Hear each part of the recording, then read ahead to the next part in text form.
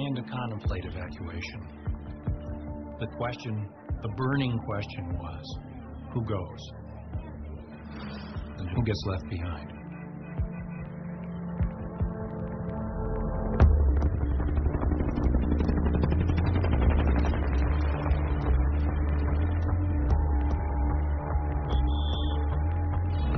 I borrowed a truck, and I basically sent the signal to my folks.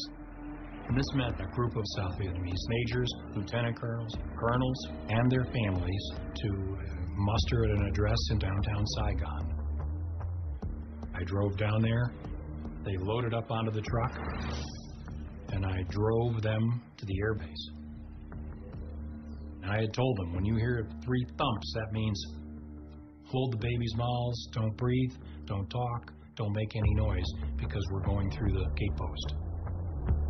I saluted in uniform as a captain of the United States Army. The guard waved me through, and I drove straight out to the flight line to an aircraft that was awaiting. One Vietnamese colonel that was putting his family on the plane, he had wanted to stay in Vietnam to defend the country. And this full colonel had like 8 kids and a wife. And he was in tears, the family.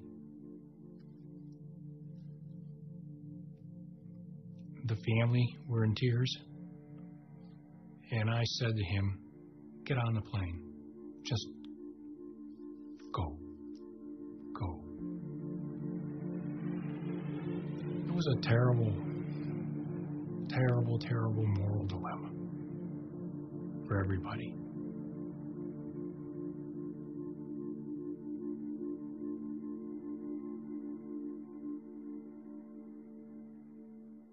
We today have concluded an agreement to end the war and bring peace with honor in Vietnam.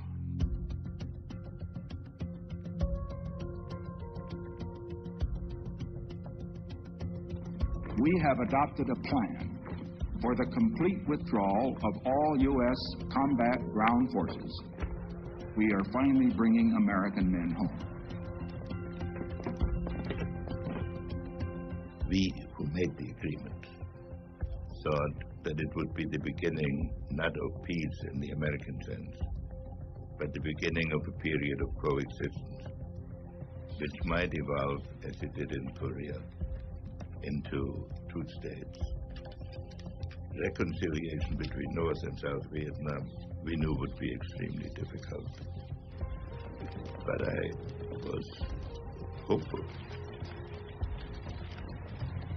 Because of the Paris Agreement, American soldiers were going home. But I was on my way back to Vietnam.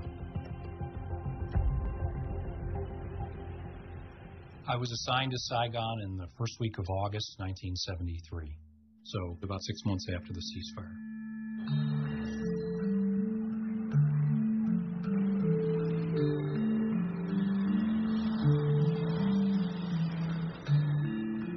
I would say that between the State Department people and CIA people, the contractors who were there to maintain infrastructure, maintain aircraft, as well as people like me, we had 5,000 to 7,000 Americans in country. A lot of the guys had Vietnamese girlfriends and wives, in many cases with children. In general, things were eerily calm and in many ways normal in Saigon. My sense was that we were going to be there, pretty much for a long time to come.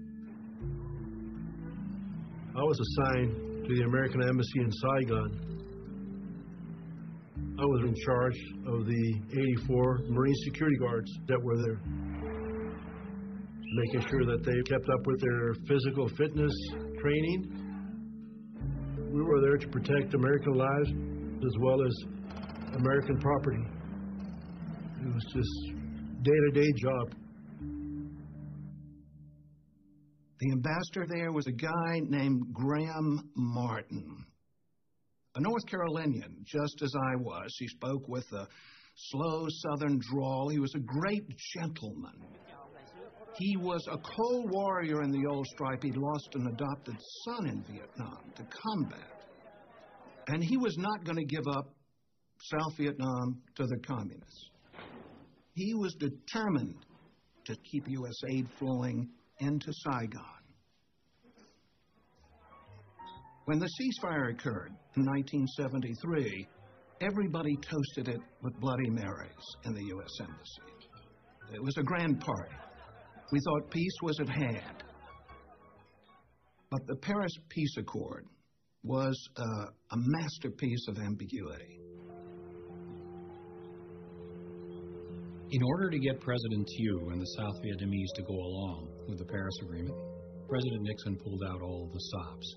And in a letter to President Thieu, he promised that if the North Vietnamese were to substantially violate the terms of the Paris Agreement, the United States would respond with full force. In other words, re-enter the war.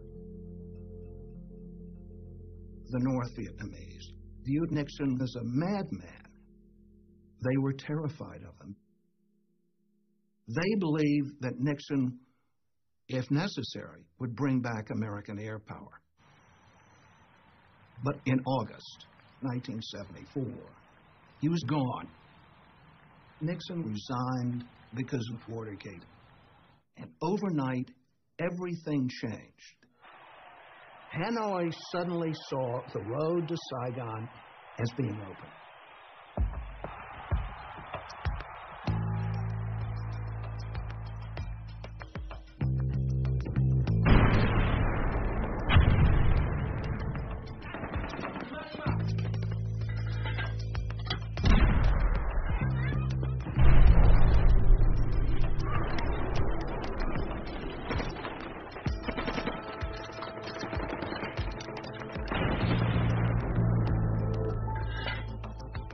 The South Vietnamese population had ample reason to fear the Vietnamese communists.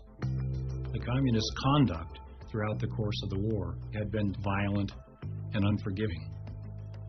For example, when the city of Hue was taken over by the North Vietnamese, several thousand people on a long blacklist were rounded up. School teachers, government civil servants, people who were known anti-communists, and they were executed.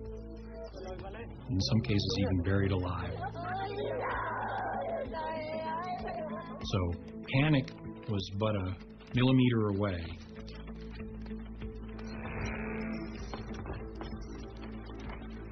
Hundreds of thousands of refugees are in a blind rush to flee even further from the rapidly advancing communists. Bruce Dunning reports. President Thieu broadcast a strong appeal to the soldiers and the people of Da Nang, urging them to stay and fight. Và ngay cả vị tướng chỉ huy đó cũng không biết rõ ý định của ông Tổng thống Thiệu ra làm sao nữa. Và ngày hôm nay thì tin được lệnh là phải giữ Đà Nẵng. Ngày mai đã nhận được lệnh rằng bỏ. As the enemy approaches, the panic has swept from the coastal city's crowded back streets and pagodas onto runways at the airport. Our plane is surrounded here. I don't know how the hell we're going to get out. We're racing down the runway, leaving behind hundreds and thousands of people.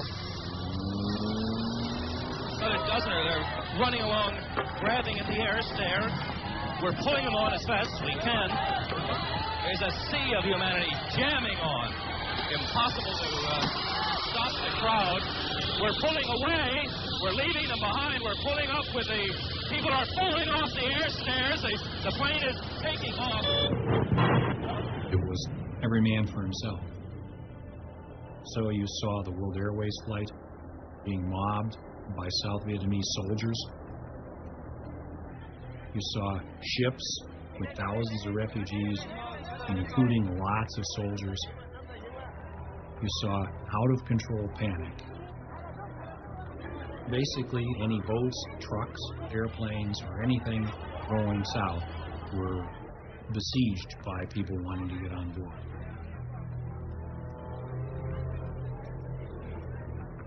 The Americans were gone.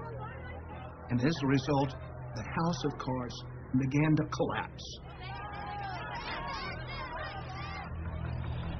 The North Vietnamese decided to escalate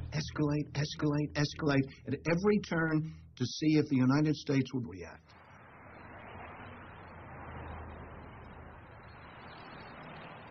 In April of '75, I was with President Gerald Ford, and we were flying across the country on Air Force One when one of the airplane's crew comes and hands me a note, and it says, "Da Nang has fallen." Ford was bombarded by questions from the press after he got off Air Force One. Around 150 to 175,000 well-trained North Vietnamese regular forces in violation of the Paris Peace Accords moved into South Vietnam. We have objected to that violation. It's a tragedy unbelievable in its ramifications. We are now in a crisis. We had a wave of humanity, 500,000 refugees rolling south towards Saigon. And 160,000 North Vietnamese troops moving right behind them.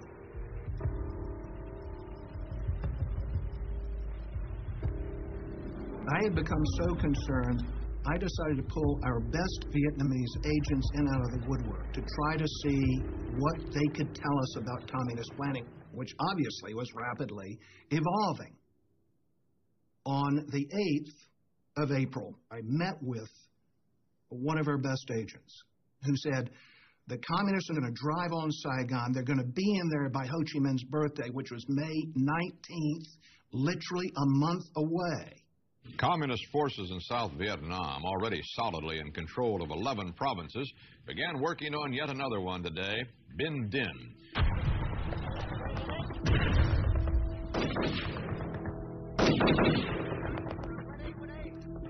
Ở phía hải quân chúng tôi thì cũng không ai dám nói một lời nào về một cái chương trình gì xa xôi nữa, mà chỉ cố gắng bằng mọi sức bị chết. Và các cái dụng cụ không được thay thế. Nhiều các cái trại y tế dã chiến của chúng tôi phải dùng lại những cái bom băng, thì đó là một cái trở ngại. Đánh tới đâu, còn đánh được không, hoặc là còn sức đánh không. I kept a map every day on the progress of the North Vietnamese onslaught. By the 5th of April, the North Vietnamese had 15, even 16 divisions heading in the direction of Saigon. They were bringing SA-2 missiles down to provide anti-aircraft cover for their forces. There were people who were saying, look, we've got to do some heavy planning here, because depending on how this goes, and it doesn't look good now, we may all have to evacuate. And Ambassador Martin wouldn't tolerate or countenance such thought. That was defeatism. That was poisonous to the prospects of the people we're here to help. But people could see what was going on, and they started leaving, especially the Americans. I'm leaving Vietnam. Why? I'm kind of scared, to be honest with you. Perfectly honest with you, I'm really scared. I think the situation's a lot worse than we know about. There was always a standing evacuation plan at the embassy. It held that in an emergency, all Americans still in the country, about 6,000 people, would be evacuated, and that no South Vietnamese would be evacuated with them.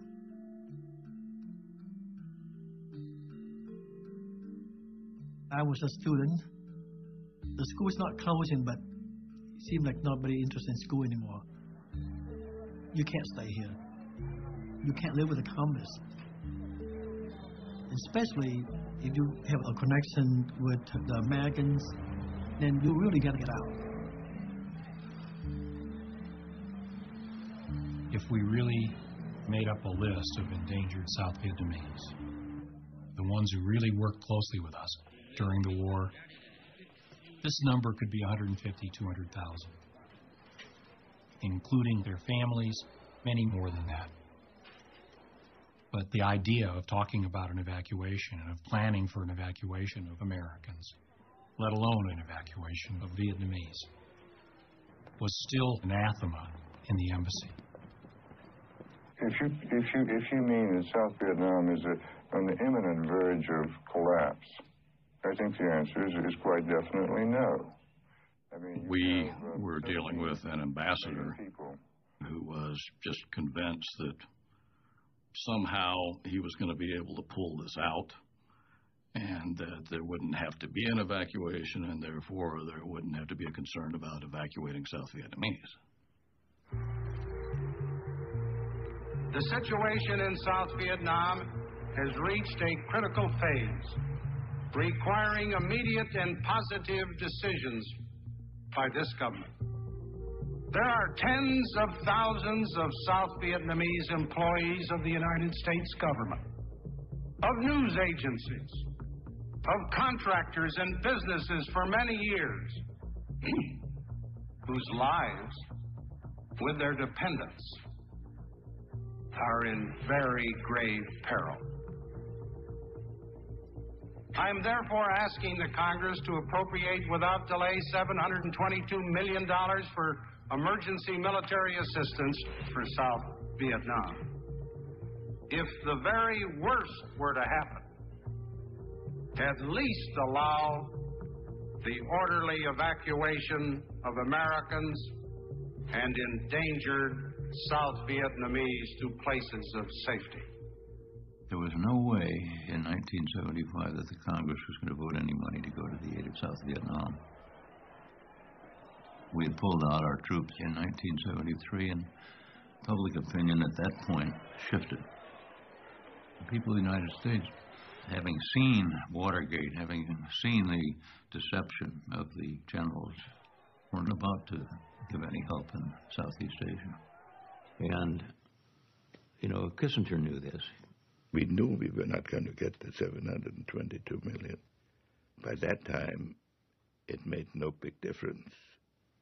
But President Ford said he owed it to Vietnam to make a request. We've sent, so to speak, battleship after battleship, and bomber after bomber, and 500,000 and more men, and billions and billions of dollars. If billions and billions didn't do at a time when we had all our men there, how can 722 million save the day? This is the way my map looked mid-April. The North Vietnamese just rolled down the coast. Saigon was clearly threatened. The situation was urgent. Urgent understates it. At this time, Ambassador Martin had been back in Washington, trying to persuade Congress to vote additional aid. He has no statement today. He came back to Saigon, and my boss, the CIA station chief, said, "Go down and tell the old man what's happening." I went in and I said, "Mr. Ambassador, half of the South Vietnamese army has disintegrated. We're in grave trouble. Please, sir, plan for an evacuation. At least allow us to begin putting together lists of South Vietnamese we should rescue." And he said, "No, Frank, it's not so bleak, and I won't have this negative talk." Young officers in the embassy began to mobilize a black operation, meaning a makeshift underground railway evacuation using outgoing cargo aircraft that would be totally below the radar of the ambassador. People like myself and others took the bull by the horns and organized an evacuation. In my case, that meant friends of mine who were senior officers in the South Vietnamese military. As the North Vietnamese came closer and closer to Saigon, these people were dead men walking. I had arranged a signal with my intelligence community friends that if I said I'm having a barbecue, that meant come to a certain pre-designated place and bring your families and only bring one suitcase because we were going to have a party, but it was understood the party meant I was going to get them out. Black ops were essentially violating the rules. In this case, meaning you're not allowed to bring out Vietnamese military people who were under obligation to stand and fight. We were fully expecting if we got caught doing this that we would be run out of country. End of career, do not pass, go. But sometimes there's an issue not of legal and illegal, but right or wrong. The deputy defense attaché moved out Vietnamese personnel and their families to Clark Air Base in the Philippines without any approval whatsoever, without any immigration papers, anything, passports, you name it. And when they began showing up in the Philippines, Martin hit the roof and fired him. But that didn't stop other State Department people who had Vietnamese friends and family members. They continued to organize these makeshift airlifts.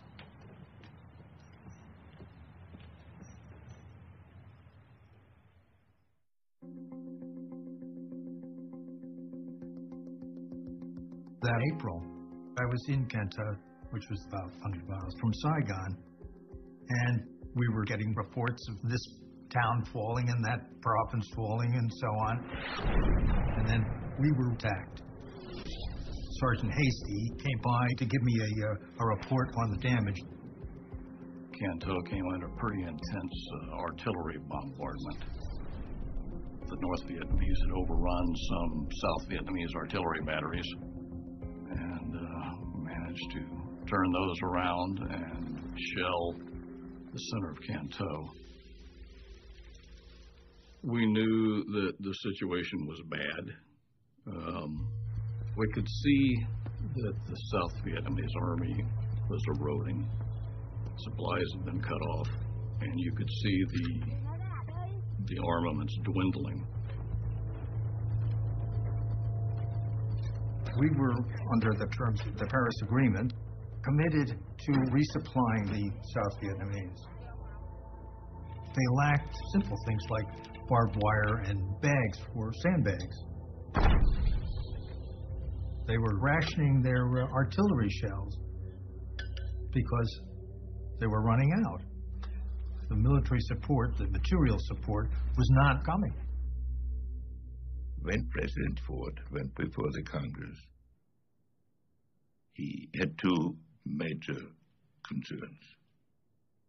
The first was to save as many people as we could.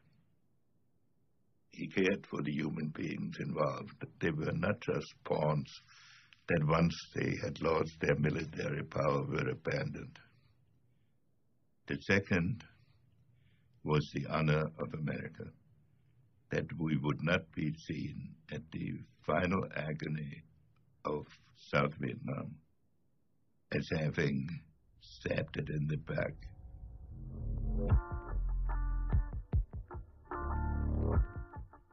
Congress wouldn't pass it.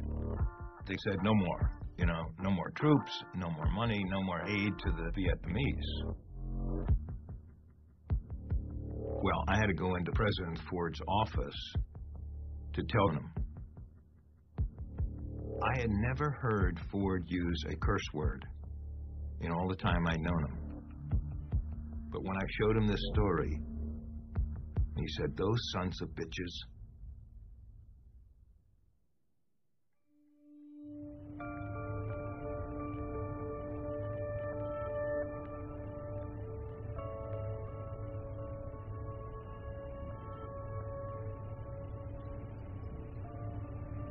I think there were a total of 50 ships that were there. I mean, it wasn't just us. It was a whole bunch of ships. We were standing by for the evacuation of Americans. I was a terrible letter writer. I would write one letter for my wife's 10 letters. And she didn't like that. So she said, "We're going to exchange tapes." So I would run into my stateroom, turn the tape recorder on for a couple minutes, and tell her what's happening. I really don't know where to start. It's been such an unusual couple days for us. We went with the rest of this huge task force of ours up to about 20 miles off the coast, basically east of Saigon. as most Navy operations are, it was very carefully planned. We planned on the death. The chain of command for, as I understood it as a captain of the United States Marine Corps, and I think I got it right, is for any evacuation, that decision is the ambassador's decision. Graham Martin is the responsible guy. But the military is responsible for giving him all kinds of plans. And this is how we got into the 4 options. The first option was you would take commercial ships right up the Saigon River to a couple blocks from the embassy. You would load whoever you wanted to bring out on these ships, and you'd be done with it. The second option was, United and Continental and Flying Tiger Airlines were still using Tonsanut Air Force Base at the time, and you could have brought anybody you wanted out by commercial aviation. The third option was military fixed-wing aviation. The C-5As, the C-141s, which carry a lot of people. You could have brought them out of Tonsanut on those.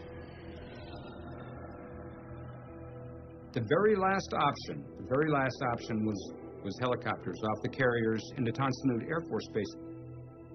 We have 75 Marine Corps helicopters out there. The helicopter option, that was absolutely the last resort. They don't go very fast. They don't carry that many people. That was if everything else failed.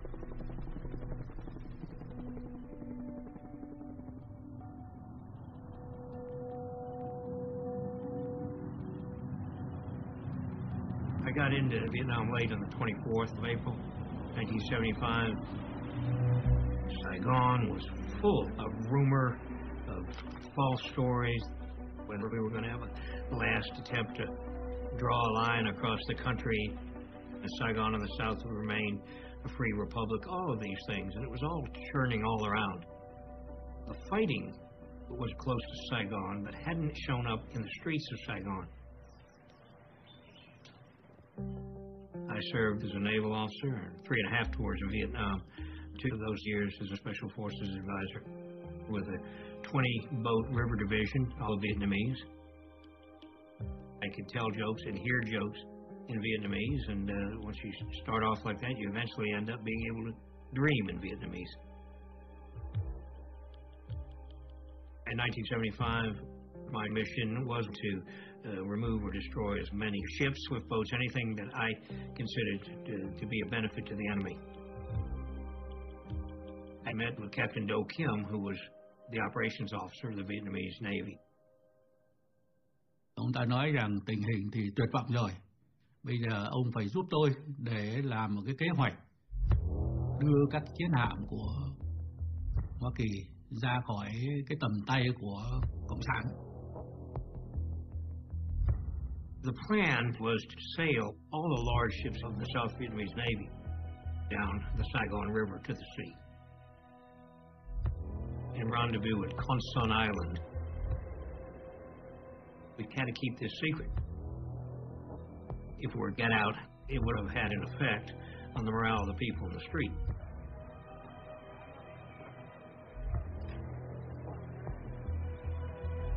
We knew that there were roughly 5,000 Americans still in the country. Many of them had Vietnamese wives, mistresses, whatever, just hadn't left. And they were basically letting us know we're not leaving without our families. Finally, we were given authority by the ambassador to bypass the immigration laws and send these Vietnamese out of the country. So then we started an operation basically to get out the Americans and their Vietnamese dependents.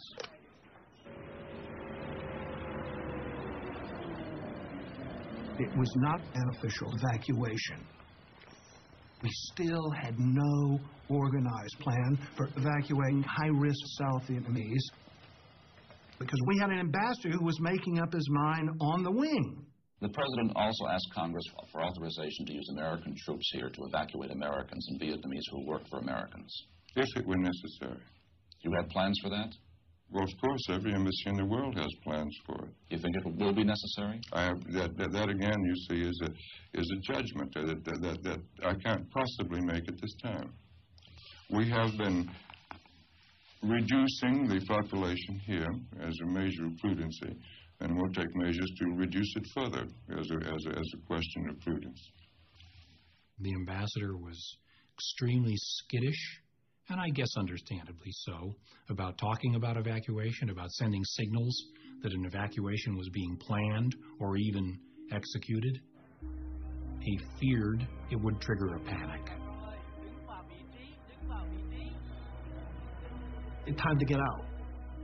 And in Saigon at that time, it was like, who do you know? The key word would be connection. There's a lot of people, they try to get their money.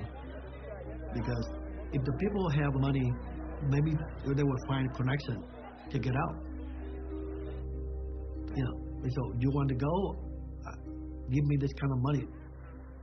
One guy said to me, the family, tell them to come to the boat dock. I was waiting for them.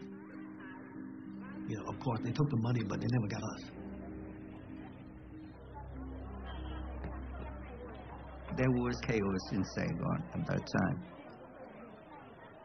Everybody was looking for ways to get out as soon as possible.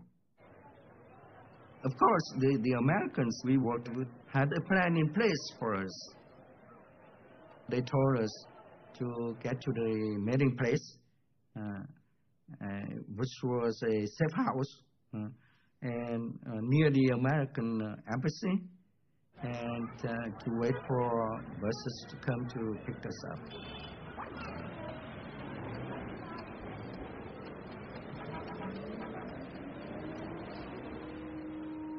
If we were going to get people out, we were going to have to make it happen and deliver the Vietnamese to the big airplanes in some form or fashion. And the only way we could do that was keeping the airport open as long as we could.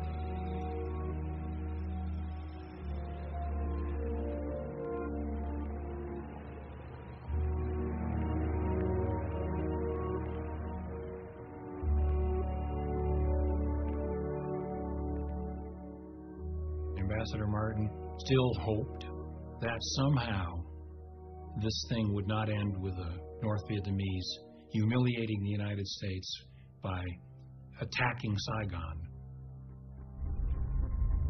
But it seemed like the North Vietnamese had other ideas.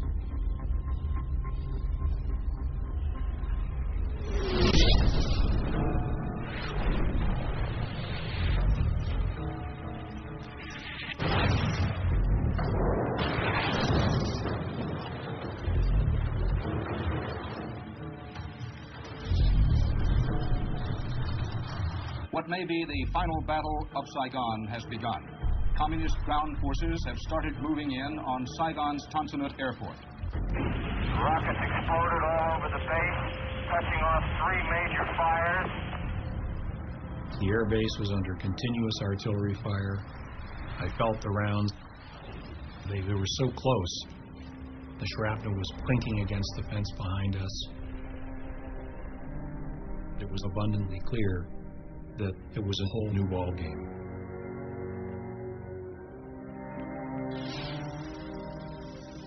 We never expected any trouble out there. And then, of course, fear a little bit set in because now we knew that it really meant business, you know. Were they going to continue shelling Tan Son Nhut? They're giving us a warning, you know. Get out. As the sun came up, General Smith, who was our defense attaché out at Tan Son Nhut, contacted the ambassador and said, the plan to use the fixed wing to get a few thousand people out today isn't going to work. And we need to consider that this is it. Option 4, a heavy lift helicopter evacuation. And Ambassador Martin wouldn't hear of it. He said, I want to come out there. I want to see it. Which he did. He got in a sedan. He didn't lack for guts. There was still rounds coming in. Sporadic. but there was still artillery fire. And he could see that the main runway was full of craters from North Vietnamese artillery. And it was understood that General Smith was not being premature with the recommendation for Option 4.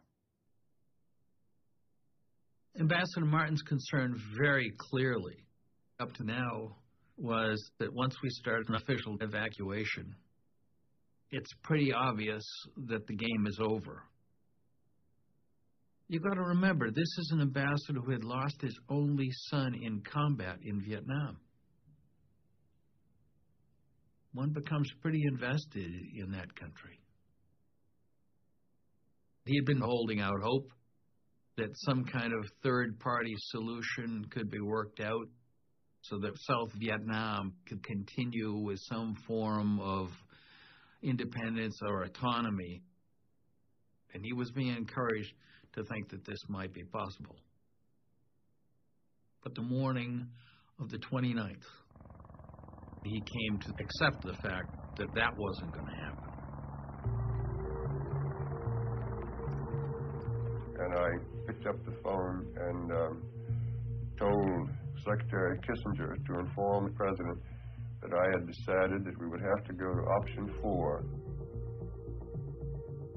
When I tell President Ford the airport is being shelled and that it's now time to pull the plug, I mean, it keeps coming back time and again.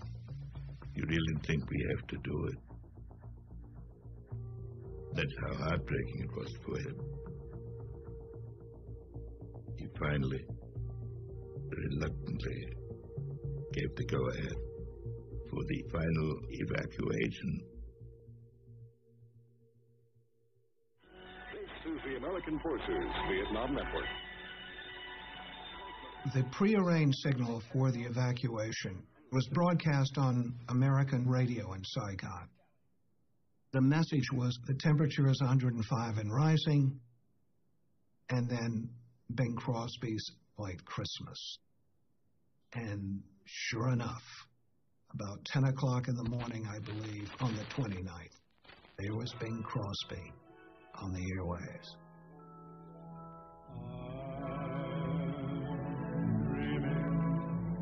Of a white Christmas, just like the ones I used to know, where the treetops glisten and children listen to hear sleigh bells in the snow. That morning, Ambassador Martin received a message that said, within 24 hours, the U.S. presence in Vietnam had to be closed out, meaning we had to be gone. It was obvious that there was the need for a hasty plan to be developed for a helicopter airlift out of the embassy to the fleet. And we had less than 24 hours to pull it off. That morning, there must have been, I would guess, at least 10,000 people literally ringing the embassy. The embassy compound was the size of a city block. It was big. And all sides of it were filled 200-300 feet back. Fortunately, people were by and large very controlled. They were very patient. They were just hoping desperately to get in. It's like the whole Saigon want to get inside the American embassy. So you have to know somebody, you know. Just like me, I find my friend and got this little paper to assure us to get in. So several of us went to the embassy, and my friend, he sold the paper to the guard, and he just kind of pointing it to each one of us, and we, one by one, just go inside the embassy. When I first got in, I feel so good. I in America, I almost there. They have a courtyard in the swimming pool, and we mostly gather around the swimming pool. and thousands of people there. And they just keep coming in. That morning, CIA choppers began picking up evacuees off the roofs of buildings around the city and bringing them to the embassy. There was an old pilot named Obie Harnage. He was blind in one eye and lame in one leg. And I said, Harnage, we got people at 6 Chalong. You got to go pick them up. It was the deputy CIA station chief's apartment building. There were a number of very high-risk Vietnamese, including the defense minister of South Vietnam, all waiting to be rescued. As they climbed up the ladder to the roof, a photographer took that famous photograph. Many people thought that was the U.S. Embassy. It wasn't. But it indicated to what extent chaos had descended on this entire operation.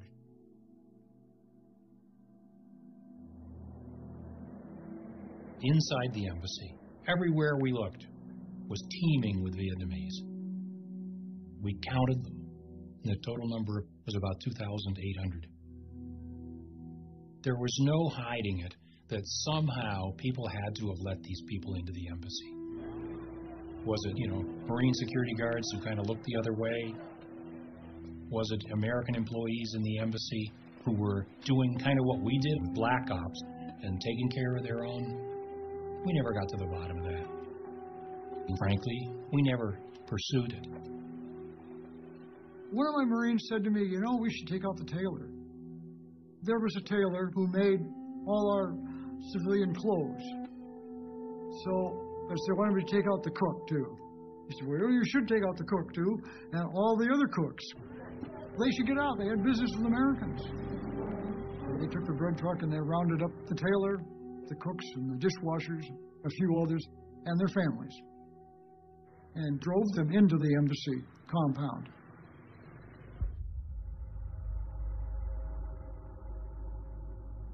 There was in the parking lot of the embassy a great tamarind tree, which the ambassador had often referred to as steadfast as the American commitment in Vietnam.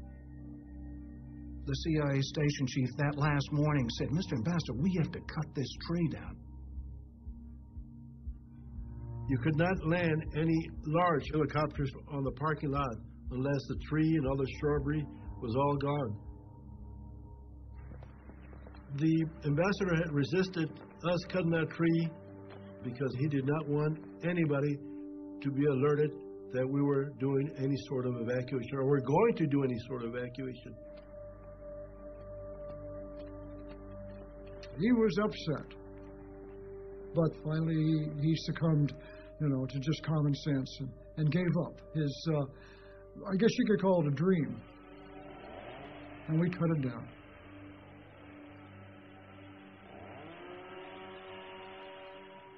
He had also, over the past few days, prevented us from burning classified documents for fear that it would panic the South Vietnamese. So that morning of the 29th, we had thousands of pages of classified documents we had failed to destroy beforehand. Our next job was just looking at that classified document idea and getting rid of that. So we went to every office and told them to start pulling stuff, and piles and piles of paper began coming out. And we began shredding.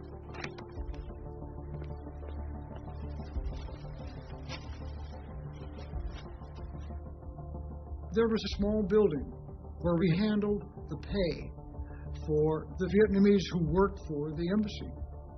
And in this building, there was over $1 million in U.S. currency. So we had to send a message to the Navy, who sent it to the Treasury Department, who came back and said, destroy it.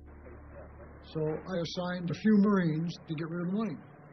And I said, oh, by the way, we're going to lock you in there. It took them 8 hours to burn $1 million. That morning, fear and desperation were the order of the day. That I had a job to do, and it was an important job to do, I thought, to deny the enemy the South Vietnamese naval ships.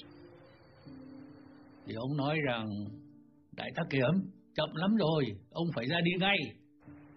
Thì lúc đó cái kế hoạch của chúng tôi là thứ nhất là bỏ hết tất cả các sự sửa chữa thông thường và chỉ chú trọng vào các cái bộ phận chính của một chiếc tàu, tức là máy tránh. Nếu mà một máy cũng tính là chạy được, thay vì hai máy, nhưng mà một máy chạy được cũng được, một máy điện cũng chạy. We had expected, frankly, a longer time period to get ready. We had been told by people in our intelligence community that we might have as long as the 4th of May. But the North Vietnamese were closing in quite tightly, and clearly it was time to send the signal to leave. Thì chúng tôi có chừng là khoảng 32 chiến hạm lớn, có 30 chiến hạm lớn có thể đi được. Cũng tính với lại ông Armitage rằng tôi sẽ cố gắng cho thủy thủ đoàn ra đi càng đông càng tốt. Thì tôi nói thủy thủ đoàn chắc chắn sẽ đi, nhưng mà còn gia đình của họ sẽ không đi nếu không có gia đình họ đi theo. I knew this, but I didn't know how many civilians were going to be on board. I had no idea. Nó quá cái nhiệm vụ của tôi. Trên tôi còn có những người cao cấp hơn tôi. Tại sao họ không làm? Anh em mình cứ thấy rằng đó là cái nhiệm vụ của mình thì là làm. Và khi đã làm đó thì phải làm cho chót.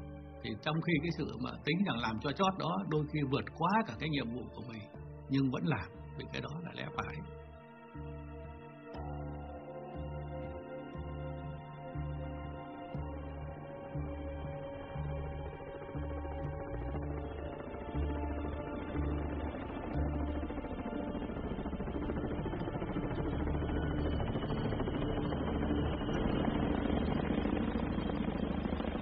I was the first one into the embassy, and my only mission at this time, this is early in the afternoon, was to bring the ambassador out.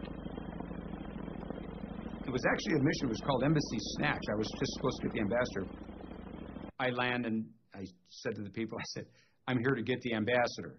And, well, not quite. The ambassador refused to leave until he could get as many Vietnamese on as many choppers as possible.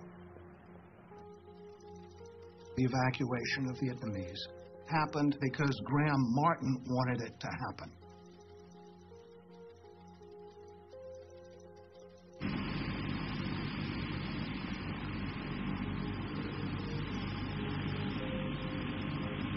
So they loaded some Vietnamese on my helicopter. And because I'm supposed to have the ambassador on board, we go right to the command ship, the USS Blue Ridge. We land on the Blue Ridge.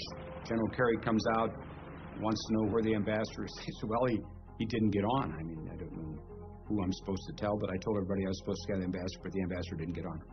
So that starts the lift. Like I say, we had 75 Marine Corps helicopters. Junior wingman would fly into the embassy, get your passengers loaded, and fly back out to the ships.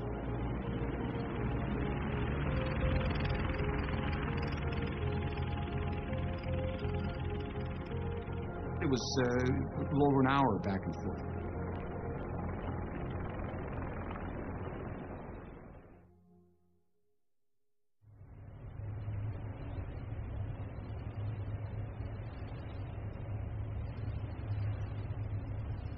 On the USS Kirk, our mission was to protect the helicopters moving from the embassy out to the aircraft carriers and back and forth.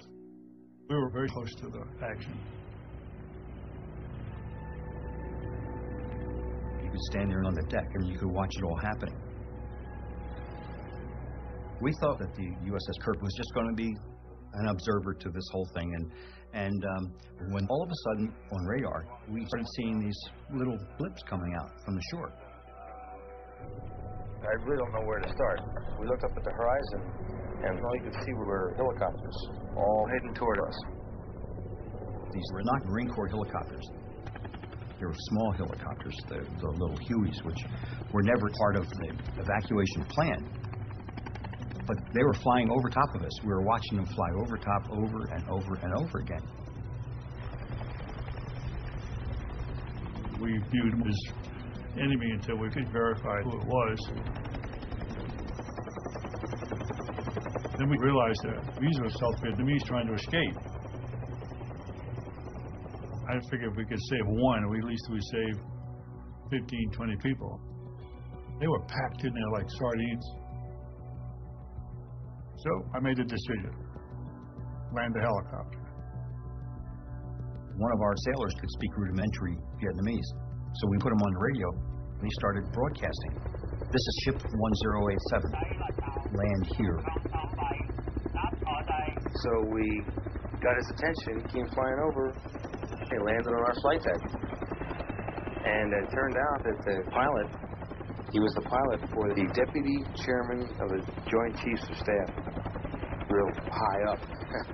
And he had the general with him. It was a two-star general. And the two-star general's nephew, 3 women, about 4 children. It was a big deal for us. When it landed, we got everything off, and I looked up because there were 5, 6, 7 stacked up ready to land. It turned out all throughout the southern part of Vietnam, there were South Vietnamese Army and Air Force installations with 1 or 2 or 3 or 4 helicopters. And those helicopters were flyable. Their pilots were there. And when they realized that the evacuation was happening and they weren't going to be part of it, they said, oh, yeah, we are. These young Vietnamese pilots would go to their homes, land right in their front yards, pick up their families and anybody else and head out to sea, hoping they can rendezvous with the ship. Well, we're one of the first ships they saw.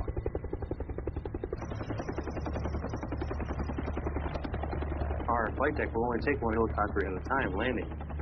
There are no wheels on them, you just have skids. We couldn't think of what else to do, and these other planes were looking for a place to land, so we just physically pushed them. Of course, this was a big old helicopter, thousands of pounds, so we had to figure out how to get it 15 feet over to the edge of the flight deck. You don't have time to think about what you did, you just had to do it. So we opened up our flight deck and they began to land, one right after the other. Some of them were shot at, holes in them.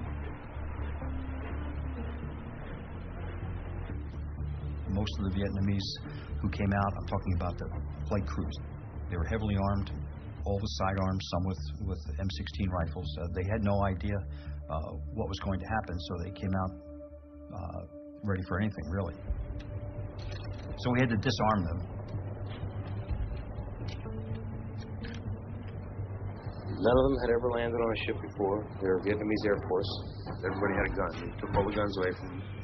And about 5 minutes later, another one came in and landed. And we pushed his airplane over the side. That was the second one. I helped push that one over too. Then the third plane came in. It landed also. We pushed it over the side.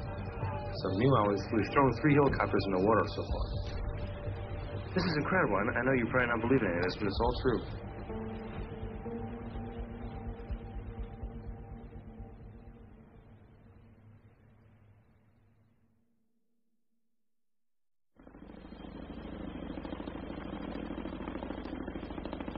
By late afternoon, the chopper flow at the embassy really started. And each time a bird came in, here would go another 40, 50 people. But did the right mix of people get out? You know, who says that these were the people who either deserved or should have gone out? At the embassy, a lot of the people who got out happened to be good wall jumpers. The choppers started coming in at 10-minute intervals. One would land on the roof, and one would land on the parking lot. They would put all the Vietnamese in groups. They would search them, and if they had any weapons, all these weapons were thrown into the swimming pool. And as soon as the chopper would land, they would be brought into the restricted area, where a couple of the Marines would escort them into the aircraft. Then the race would ramp up and take off.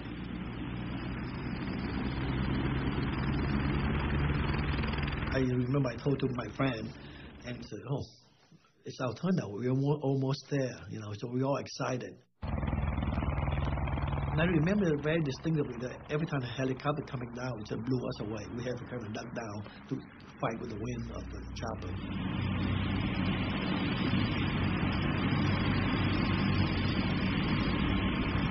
Three of the choppers that came in each landed a platoon of 40 Marines from the task force. They had to be brought in because we didn't have enough Marines in the embassy security guard to secure the walls.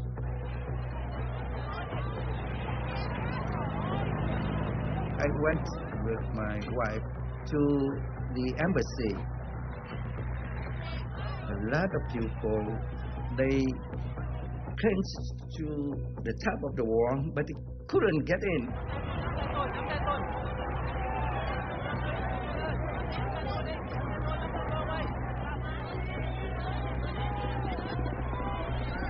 Each gate was besieged like that, although the side gate was the principal place where they came.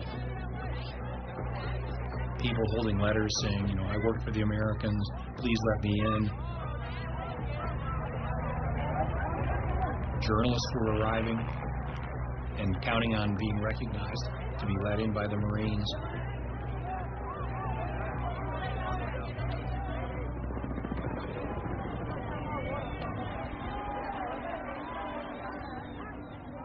There was a sea of people wanting to get out by helicopters.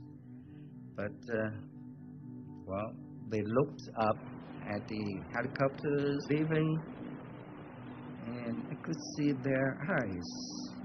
That's good eyes.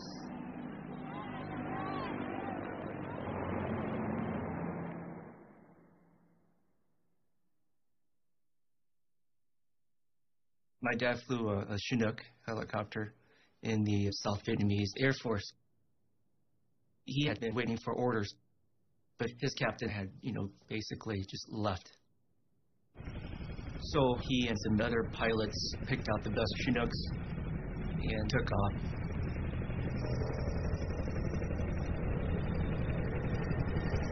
He said it was the Wild West at this point. Just you and your horse, and you just do what you had to do to survive and take care of your family. He had given my mom a heads up that if she did hear a Chinook coming, to get ready. I was 6.5 years old. I can still hear the rumbling, very familiar rumbling of a Chinook. When you hear the Chinook coming, you know it's coming. I knew my dad was coming. In Saigon during my childhood, it was like, say, living in the middle of busy LA. So there's really not a big area to land the Chinook. So he came in and landed in a playfield. Caused a lot of wind, caused a lot of commotion. My mom grabbed my little sister, who was about 6 months at that time, and I had a little brother who was about 3 or 4 years old, myself. We quickly ran into the Chinook, and we all flew off out into the Pacific Ocean. My dad was afraid for not having enough fuel, afraid for a lot of things. He was just flying blind. And then he saw a ship out there. In the middle of the day, after we had taken those first helicopters aboard, this huge helicopter called a Chinook, they came out and tried to land on the ship. Oh, the thing almost crashed on board our ship. This big Chinook showed up. There's no way he can land on Kirk without impacting the ship. He would have killed everybody on this helicopter plus my crew. It was way too big to land. We thought that the helicopter would just fly away. But as the ship was moving forward, probably 4, 5, 6 knots, something like that, the pilot communicated that he was running low on fuel. He opened up the port side of the helicopter and he hovered across the stern of the Kirk. Then all of a sudden, here comes a human. One by one, we jump out. I jumped out, my brother jumped out, my mom was holding my sister, obviously very scared. And she just trustingly, just with one hand, with her right hand, holding on with her left to brace herself, just dropped my baby sister. One fella standing there, and he said he looked up and he saw this big bundle of stuff come flying out, and it was a baby. It was the 1-year-old baby. And then the mother jumped out, and he caught her too. Then the pilot flew out on our starboard right side. He hovered with his wheels in and out of the water. He hovered there for like 10 minutes. And we couldn't figure out what he was doing. It turned out what he was doing was taking his flight suit off. Here's a man flying a twin-rotor helicopter by himself. At the same time, he's taking off a flight suit. How you do it, I've talked to helicopter pilots, and they can't figure out how he did that. How like a Houdini trying to get out of this thing. And finally, he made the helicopter roll to the right as he stepped out the door on the left.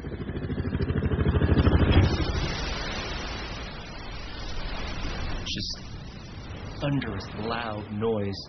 The shrapnel just blowing up. Suddenly, just quiet. And he pops up, and he's alive. And he swam away. The helicopter was only about 20 feet from him when it hit the water. It was amazing. We went out, picked him up. He was no worse for the wear. He was a little bit wet. Boy, one unfortunate thing is he had some small bars of gold, which was all his worldly possessions, that were in his shirt pocket that sank. So he lost everything. He didn't own a thing but his underwear when he finally came aboard the ship. He was a tremendous pilot. The guy was just so cool and calm. We've so far taken a total of 17 helicopters. We ended up with 157 people aboard the ship.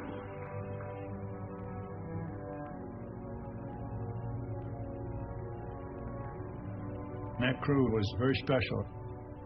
They took their money, went to the Navy Exchange and Commissary, bought all the clothes, the food they could get, took it up and gave it to the refugees they befriended. They were unbelievable. We laid mats and all kinds of blankets and stuff out on the deck for their babies, and there were infants and children and women, and it was a scene I'll never forget. We were happy. My mom was just, wow. Symbolically, it was like the first step onto not American soil, but American freedom.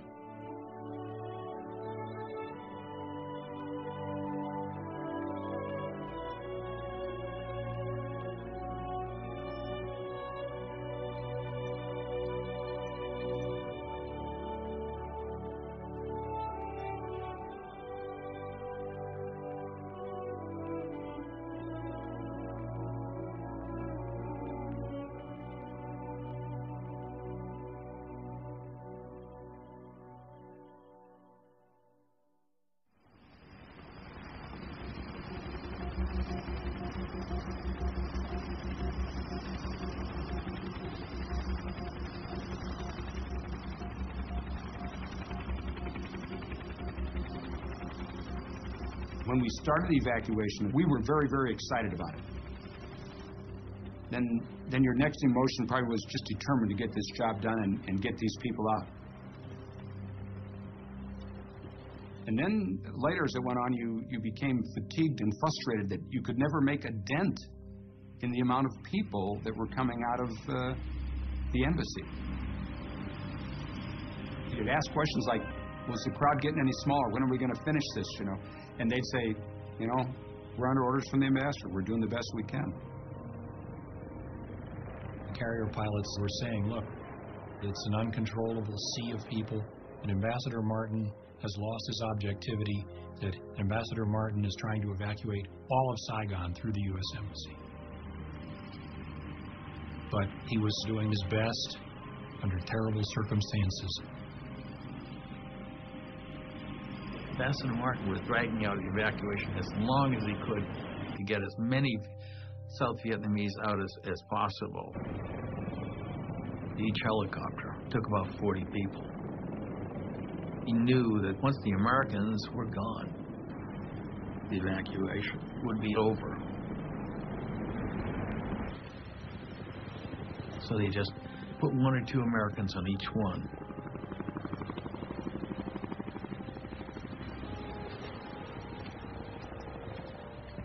You're very tired, and you're not seeing an end of this thing.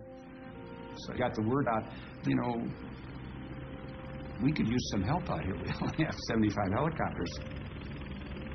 And the word comes back, no, Marine pilots don't get tired.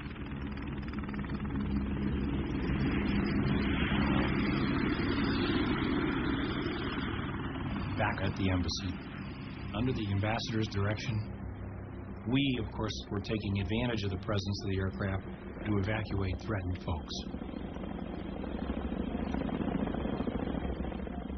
But there were other independent efforts to get people out. Several of us at the embassy agreed that we would drive vans down to the docks on the Saigon River. I had an assigned assembly point in the middle of Saigon, and I crammed about 15 people into a 9-person van and then drove through the streets of Saigon through various checkpoints down to the docks. People would get out and go running for these commercial boats and get on. I made a number of runs, and it'd just be more and more and more people.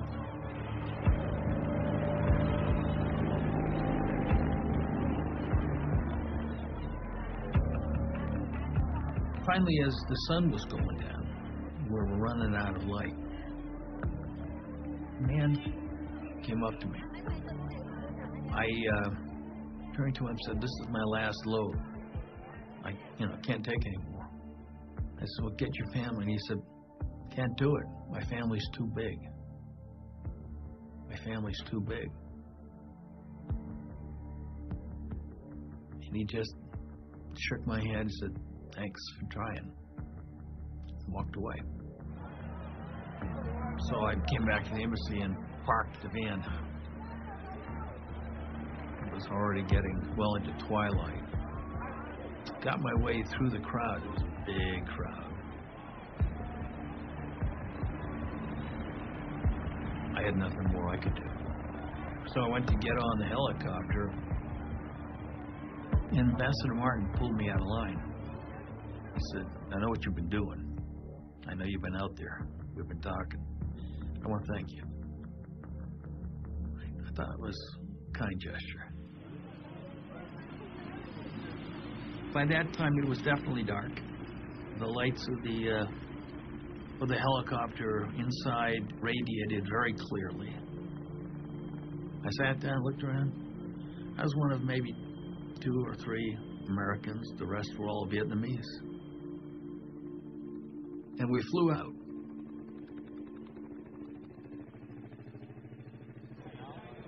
It was very dark. I remember that. And people started to elbow each other, trying to get in the front line. And that's when the Captain Hampton started speaking to us in Vietnamese. Không ai sẽ bị bỏ lại. Nobody is going to be left behind. Tôi ở đây, tôi không bao giờ bị bỏ lại. Then he said, when you are in American embassy, you are in American soil. I promise me and my soldier will be the last one to leave the embassy. So after that announcement, everybody feel relaxed. Literally, we totally relaxed. We had nothing to worry about. Yeah. We were told that the North Vietnamese tanks were coming very close. So we in the White House asked the Defense Department how many South Vietnamese were left meant inside the embassy compound. And then we calculated how many helicopters it would take to get them out. We told Martin that he had to be on the last helicopter. All I know is that in Washington, there was confusion about the numbers on the ground. At 1 a.m., there were 1,100 people left to evacuate.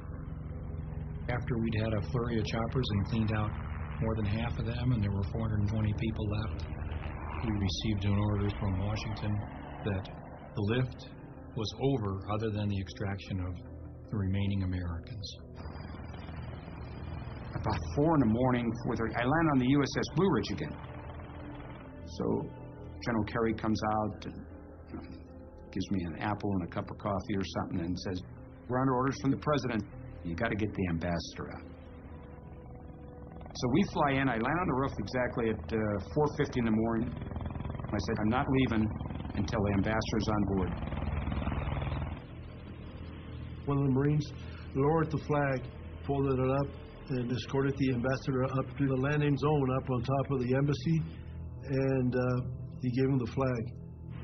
And that was it. Major Keane came to Colonel Madison and said, "No more, only Americans from this point on." And Madison said, "The hell you say, we've got these people over here." And Keane said, "Sir, not going to happen. It's a presidential order." And Madison said, "I'll take this up with the ambassador." He was very hot under the collar. And Keane said, "You can't. That's him," and pointed to the CH-46 that was just flying away.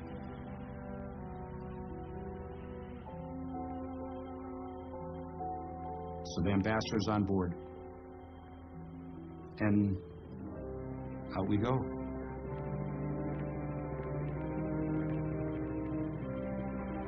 We land on the Blue Ridge. 15 or 20, maybe 25 people get off with the ambassador, and that was the end of it. I flew 18.3 hours straight through. Graham Martin looked very tired, extremely haggard. I mean, he looked like, I'm sure the pressure was immense. And at what time would cease evacuation? Cease evacuation? We could still be flying if we hadn't got the ambassador out, because he refused to stop the lift. Like about 3:45 then.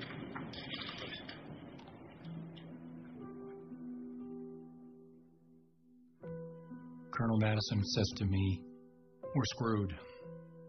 Stu, you stay down here in the parking lot and keep these 420 people warm," meaning if they see us all leave at the same time, they'll panic. "And then make your way to the roof. We gotta go." And he was very angry and very disappointed. So they disappeared into the embassy, and I went to where the remaining Vietnamese were waiting and told them, "Thôi đừng có lo, không được lo. Trực thăng lớn sắp tới, big helicopters about to come." And waited a few minutes. And then I saw a chopper take off, and I thought, shit, was I supposed to be on that one? So I looked at the Vietnamese, and I said, "Xin lỗi, nhưng mà mắt đái đi. I gotta take a leak." And I left into the shadows. I made my way around in a circuitous route and went into the embassy. I thought about how this really, really was wrong. I thought maybe I should just say I'm not leaving till they go, because I promised them. And then I said, "Don't be a fool. Maybe they've started shooting down helicopters for all you know.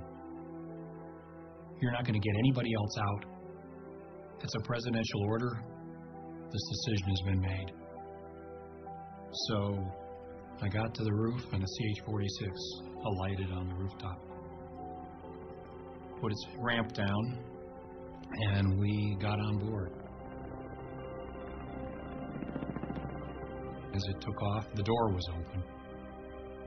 And down in the parking lot, I could see the group of 420 of them. They were right where we had left the marshals on this little patch of grass. I felt absolutely awful. It was just so serious and deep a betrayal.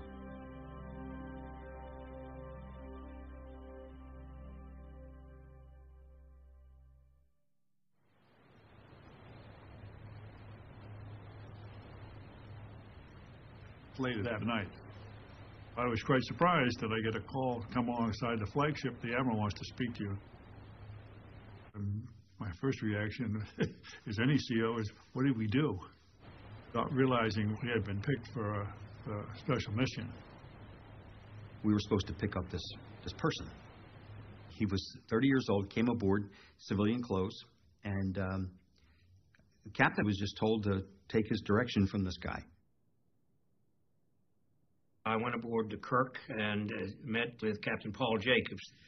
And the first thing he said to me is, young man, I'm not accustomed to strange civilians coming aboard my ship armed in the middle of the night. I said, Captain, I assure you, neither am I. He smelled like a naval officer. You know, one officer can smell another one. So I looked him up in the Blue Book. He's a graduate of Naval Academy. So from that point on, we were fine. What do you want to do? And we worked together as a team.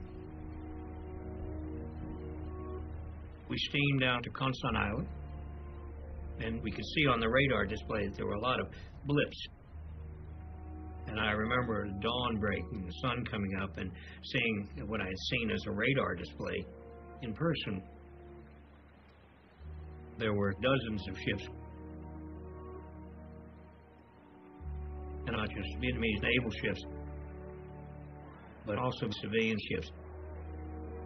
And they were all totally crammed with people.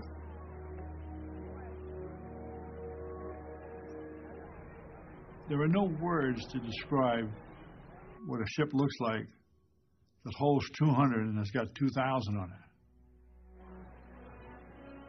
I don't think anybody really understood the magnitude of it until we looked at what we got in front of us. It looked like something out of Exodus. Our mission was to help the ships into international waters. But now they had all these people. My reaction is, how the hell are we going to do this? Most of the Vietnamese Navy ships were dead in the water. Some were anchored, some were just adrift. So we sent over our engineering technical people to see what we could do to help them and get them underway. We had worked a plan out to sail 2 ships to the Philippines, and the Kirk was going to escort them. But the fact that they're going to be crammed with an unknown number of civilians was somewhat problematic. The U.S. government already had a refugee problem with U.S. naval ships. This was another 30 or more thousand people to deal with. We were up all night talking about it. And I'm convinced if we sent them back or took them back, they would have killed them all. And Armitage decided to bring them. He didn't get permission from Washington to do that. I thought it was a lot easier to beg forgiveness than to get permission. So the decision was made, and they all went with us.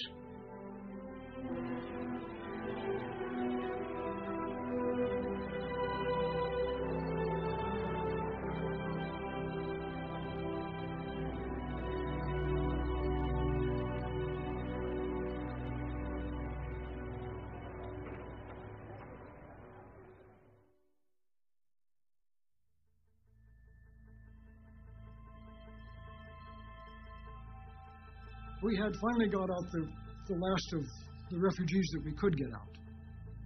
Now we had to evacuate the Marines.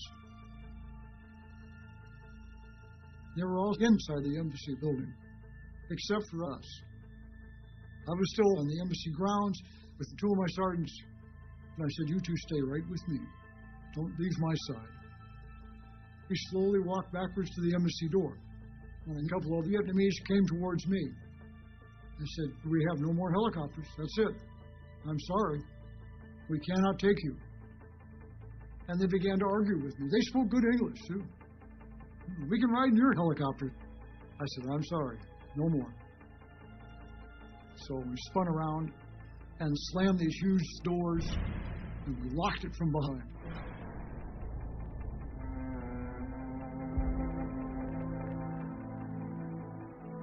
I kind of fall asleep off and on, but what gets me woke up is the noise. It's a different noise. So I kind of look up, and the first thing in my sight was I didn't see that soldier there anymore on that wall. There were people throwing blankets or jackets and materials over the barbed wire so they can climb over the wall to come in. It was like, where are the soldiers? We were going up the stairs. And below me, I could hear feet running on the stairway. When we got to the roof, Master Sergeant Valdez was there. He says, "We got everybody?" "Yeah." I said, "Man, there's somebody chasing me up those stairs."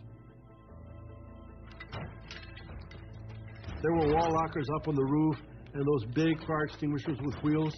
So we tilted all those wall lockers and the fire extinguishers, put them against the door. There was a little window there that we could see him in there. All the Vietnamese trying to get to the roof. The Marines started going out as choppers came in. Then all of a sudden, choppers all ceased. There was 11 of us still left there.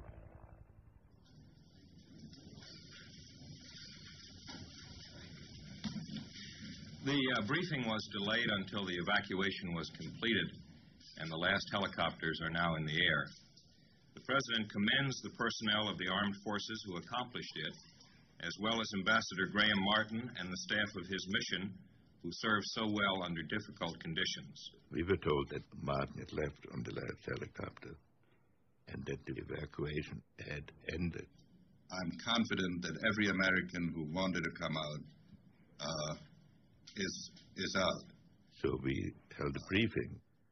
Well, it turned out not to be the last helicopter because there was another horrendous screw-up. There were no helicopters. You know, we were just kind of sitting down around, looking at each other, wondering, you know, what's going to happen here, you know, whether they truly had forgotten about us. So I got on my radio, and I began saying, U.S. Navy, American Embassy, request extraction immediate. And I repeated this over and over and over. The only option we had was sit on the stupid roof, like a sitting duck. And I kept thinking, where are the North Vietnamese? About 7:45 in the morning, you can start seeing the North Vietnamese coming down the road. My thoughts were, what's to keep them from bombing the top of the embassy roof and blowing us off, you know? A tank is going to take one shot. If it hits the building, you're gone.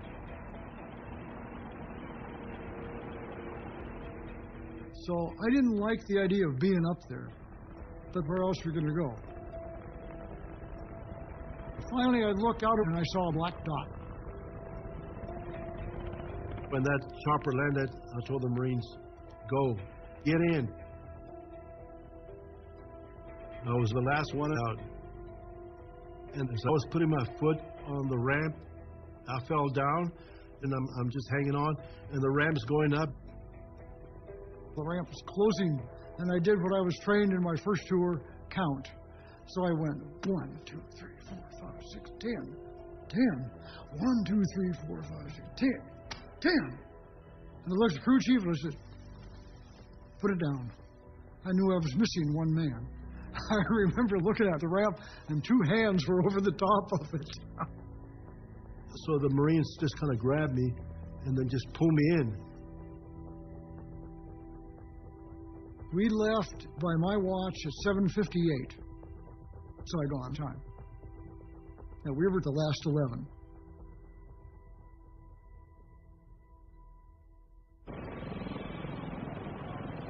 My cameraman Neil Davis and I decided to stay. We saw the last helicopter leave from the roof. We then tried to scramble into the embassy ourselves. Neil got to the roof, I did not, and he saw dozens of Vietnamese just sitting on the helicopter pad on the roof of the embassy, waiting, wanting to get out, and of course no more helicopters were going to come. I didn't join them. I actually scared. If the communists come in, the last thing we want them to see us is an American embassy. So we get out.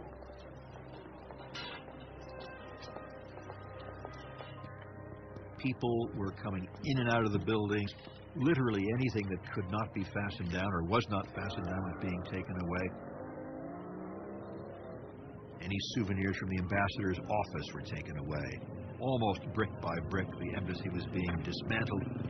It was ordinary looting, but more than that, I think it was just frustration and anger and an opportunity to get back perhaps at the Americans, because in the view of many in that crowd that day, we had deserted them.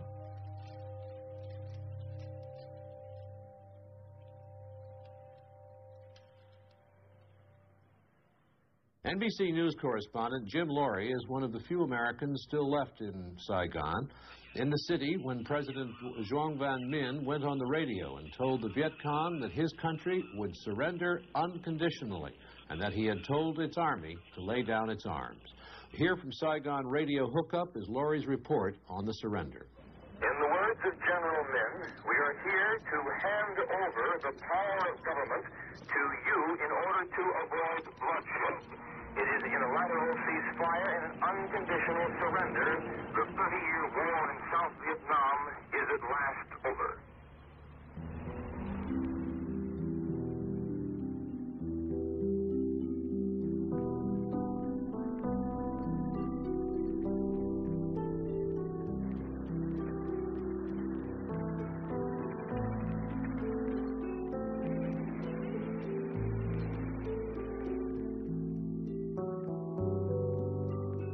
First thing I did was to destroy my documents, my badges, just keeping the civilian ID.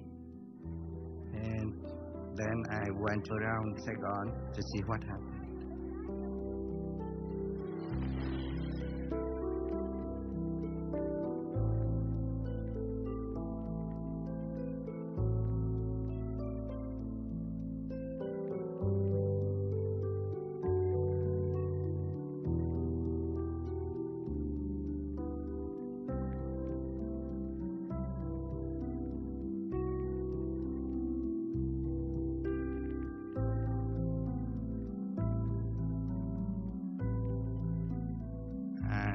Saw a lot of South Vietnamese soldiers in underwear.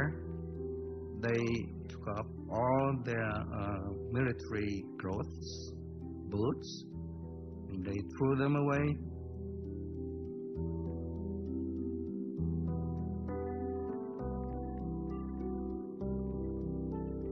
And I thought, well, what would happen to them? And to me, to myself. Right. I thought of my friends who were killed in action. And I thought, well, is this what we fought for? Is this what the Americans came for? And I didn't have the answer.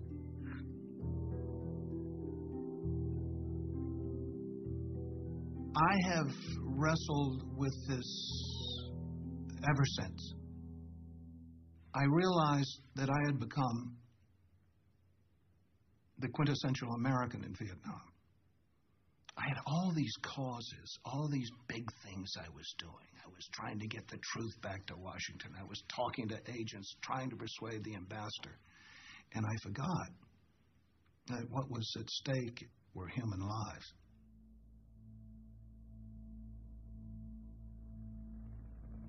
For years after that, I hear that sound in my head, that sound like in the middle of the night, I just jump up. I thought the helicopter come pick me up. I called it Scream in the Wind. Later on, we found out the big fleet is out there. You can just take a boat and go there. They take everybody. If you can get out there, you're on board. And I just didn't know that, so.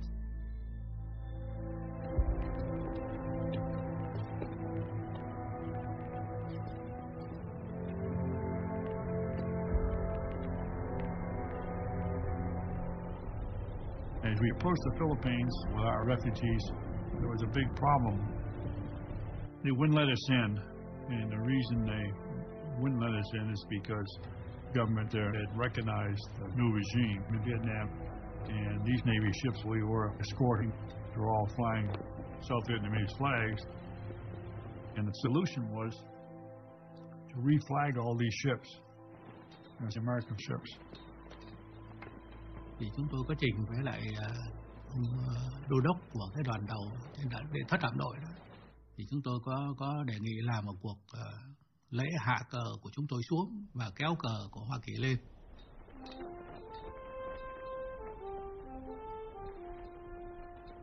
Này công dân ơi, đứng lên đáp lời sông núi, đồng lòng cùng đi hy sinh biết gì thân sống.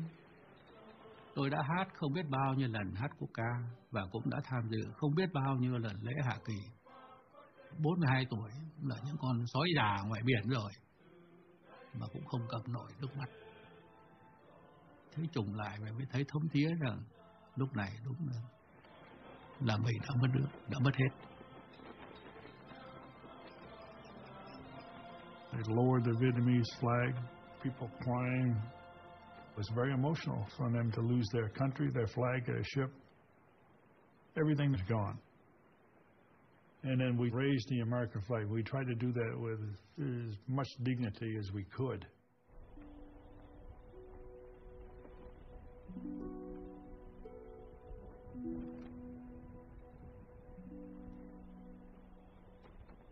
There were thousands and thousands of Americans who served in Vietnam who were sitting at home, heartbroken at watching this whole thing come to naught.